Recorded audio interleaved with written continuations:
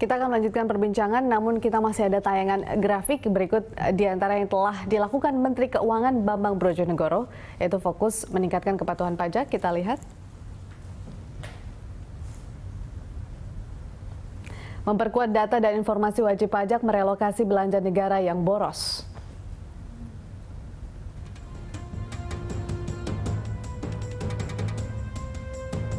Kemudian dari Ignatius Jonan, Menteri Perhubungan menambah jam kerja dengan sistem piket, sistem informasi siaga 24 jam dalam seminggu, email Kemenhub aktif 24 jam dalam seminggu, menurunkan biaya logistik di pelabuhan, mempermudah perizinan perusahaan transportasi.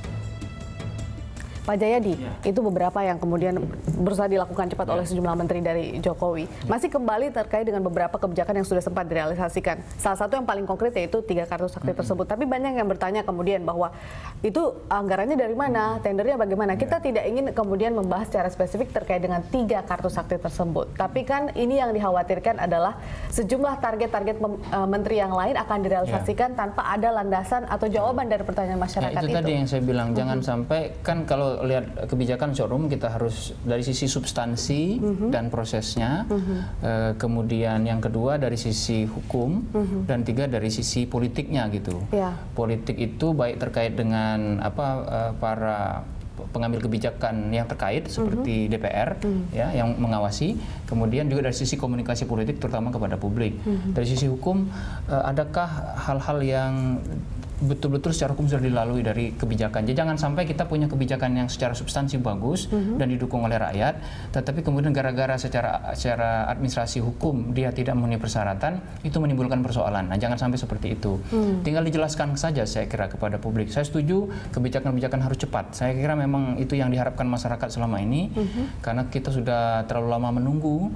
Gini, persoalan-persoalan Indonesia itu kan persoalan-persoalan basic, persoalan-persoalan basic need gitu loh. Misalnya jalan, ya kan, sekolah, kemudian pelabuhan, itu kan basic need. Dan itu sudah ada di blueprint sebelumnya mungkin ya, cuma harusnya sudah ada. Nah, hal-hal seperti ini seharusnya dengan cepat bisa dikerjakan gitu. Cuman kita juga harus paham ya bahwa ada persoalan-persoalan politik dan persoalan-persoalan hukum yang dilalui oleh berbagai pengambil kebijakan ini, terutama menteri.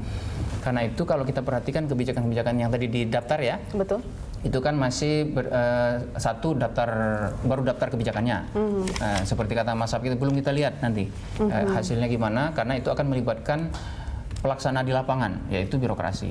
Kemudian yang kedua itu kebijakannya masih berupa aspek-aspek administratif untuk mendukung suasana kerja, misalnya sistem jam piket tadi misalnya gitu ya. Kemudian mengubah jam kerja dari jam 7, bagus, saya kira bagus.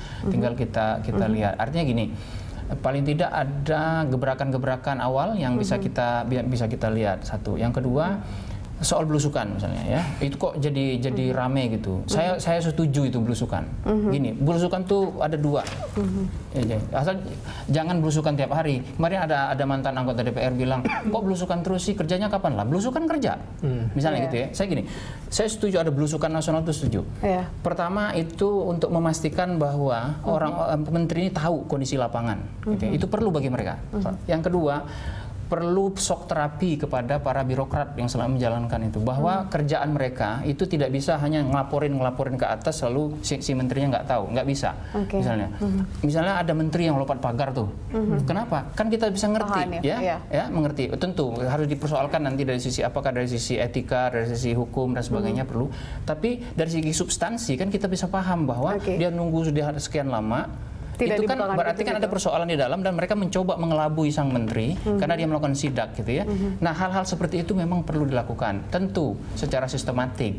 Jangan itu satu, ada yang bilang jangan sampai anget-anget teh ayam, saya setuju ya. Jangan sampai gara-gara karena ya ini karena gaya menterinya belusukan, gaya presidennya belusukan kita ikut, jangan begitu. Tapi ada blueprint belusukannya. Baik, Pak Jayadi, Anda pernah memberikan, waktu pernah menjadi narasumber juga di Berita Satu, Anda sempat memberikan poin bagi menteri-menteri dan kabinet Jokowi sebelumnya ya. Tapi kemudian setelah mereka bekerja, sejumlah program kerja mereka, berapa poin? Nilai mereka masih 6,5 sampai 7 sekarang, karena saya mau lihat, karena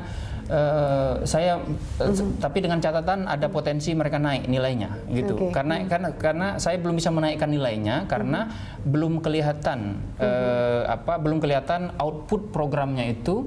Bahkan kalau pakai bahasa Pak Hadi Mulyono, outcome. Kan outcome itu lebih berat loh. Iya. Output kan kita cuma melihat hasilnya, tapi kemudian dampak apa keluarannya, lalu dampaknya benar nggak gitu kan? Iya. Nah itu lebih berat.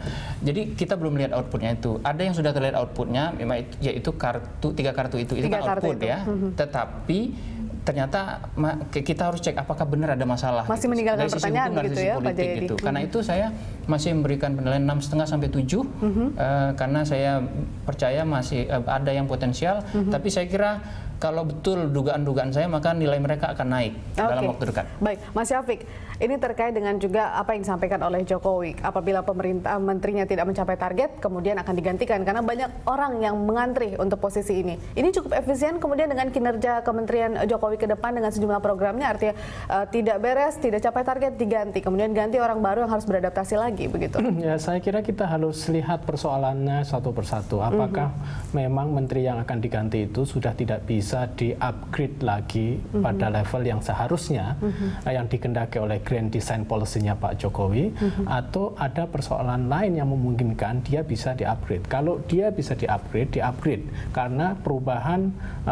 posisi menteri itu juga nanti sedikit banyak atau banyak bahkan mempengaruhi pekerjaan-pekerjaan di bawahnya, mempengaruhi orangnya, mempengaruhi targetnya, mempengaruhi program yang harus diimplementasikan dan lain sebagainya.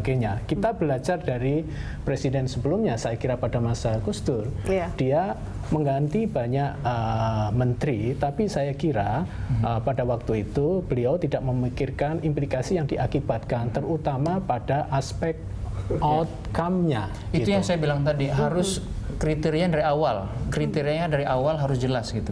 Kalau mau diberhentikan, nilai minimumnya apa gitu. Lalu alat ukurnya apa. Lalu siapa yang menyiapkan alat ukur itu misalnya. Itu mereka harus punya ukuran dan parameter. Kalau di masa kan cenderung dianggap subjektif ya, dianggap politis gitu, sehingga malah kacau balau. Baik. Tapi pergantian itu penting karena kalau kita membiarkan si menteri ini katakanlah mengalami pendarahan dan kita membiarkan pendarahan itu terjadi, itu malah lebih parah. Kita harapkan tidak sampai seperti itu, Mas Syafiq. Tapi terima kasih Pak Jayadi dan juga Mas Syafiq sudah hadir bersama kami di Prime Time Talk. Ini sangat penting bagi kemajuan menteri-menteri kita ke depannya.